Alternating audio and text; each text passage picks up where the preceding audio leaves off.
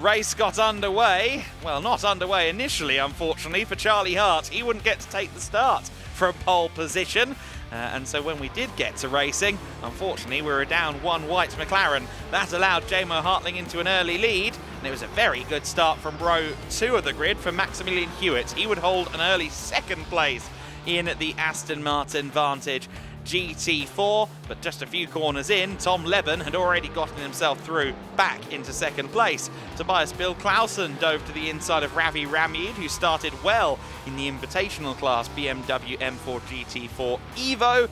That car in invitational for the time being, as it's not formally homologated until March. Unfortunately, Franz Linden had some contact, and that meant his car was crabbing. Meanwhile, the number 111, Mikael Sander, was leading the way in the Cayman Trophy class. Guzi Saitak was in amongst the battle in the Cayman Trophy and indeed with the club class BWT Muka Motorsport Aston Martin V8 Vantage, and was slowly making his way through the order and also getting firmly involved in the Cayman battle. Of course, the 4-litre full-fat GT4 car versus the slightly more standard 3.8-litre GT4 Club Sport machine. Guzi Saitak was using that car very well indeed, pursuing the likes of this man Oscar Rinzovic, who was on his inside going into turn 14. They continued to battle for overall position. And while that was going on, unfortunately, Mikael Sander would prove to be under investigation and then receive a drive-through, which meant that the 80 car was the leader in Cayman Trophy. Rinzovic was leading the class, but trying to continue to lead the battle up against the advances of the 32 of Saitak. Tobias Clausen, meanwhile, having to defend quite sternly from Tim Horrell. Horrell would eventually end up letting him through. There was contact between the 110 Cayman and the Thilo Goss Aston Martin, which would damage both cars. Goss headed into retirement. Meanwhile, the Porsche Cayman GT4 CS would continue on with some crabbing going on. Tim Horrell was now fighting against Ravi Ramid, and unfortunately, they met at the apex of turn 9. And Horrell got the worst of it, sending some birds into a scatter and indeed sending some gravel flying through the air. Unfortunately, Tim Horrell, the 110 car in a spin. That was Vili Kuna, who already had suspension damage, was really struggling to keep that car under control. Guzi Saitak was still fighting with Oscar Rinzovic. This was a battle that went on for at least 20 minutes of the 30-minute duration, but that was the moment that finally through went Guzi Saitak. Rinzovic could therefore focus on retaining a Cayman Trophy lead that was ever shrinking. Meanwhile, the battle was going on for third position overall. Alan Gabay pressuring the American Maximilian Hewitt. Hewitt straying wide on a couple of occasions, but just about retaining the position. Vili Kuna was then ahead of them heading into turn 8.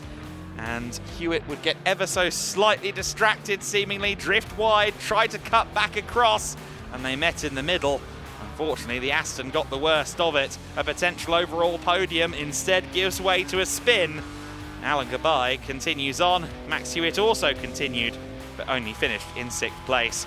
Jamo Hartling came across the line to win the race, but there was still a battle going on further around the circuit. Oscar Rinzovic seemingly had lost the position to Mikael Sander for the Cayman Trophy lead, but Rinzovic, with fine precision, sweeping from outside to inside, claiming the Cayman Trophy win. And Jamo Hartling, with rather less of an aggressive final lap, won the race overall.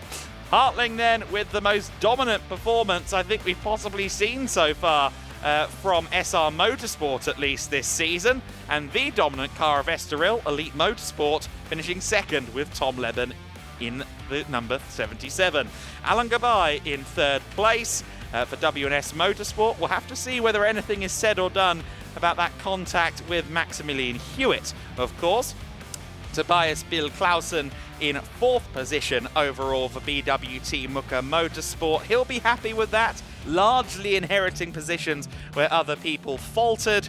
Ravi Ramid in 5th position in the invitational class, Century Motorsport BMW.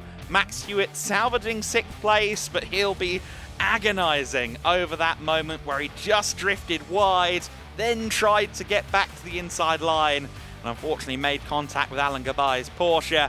Joachim Balting, speaking of Porsches, winning in the AM class in 8th position. Kuzi Saitak in the W&S Motorsport number 32 car. Oscar Rinzovic with one of the most exciting things we've seen in the Cayman Trophy class this year, just about winning on his debut in the category in 9th ahead of Mikael Sander in 10th place. In 11th position was Marcin Karsevski ahead of Willi Kuna. In 13th place, Tim Horrell. Of course, he was one of the DNFs along with Thilo Goss and Franz Linden. Meanwhile, as I understand it, we are practically ready to go down in the podium. In fact,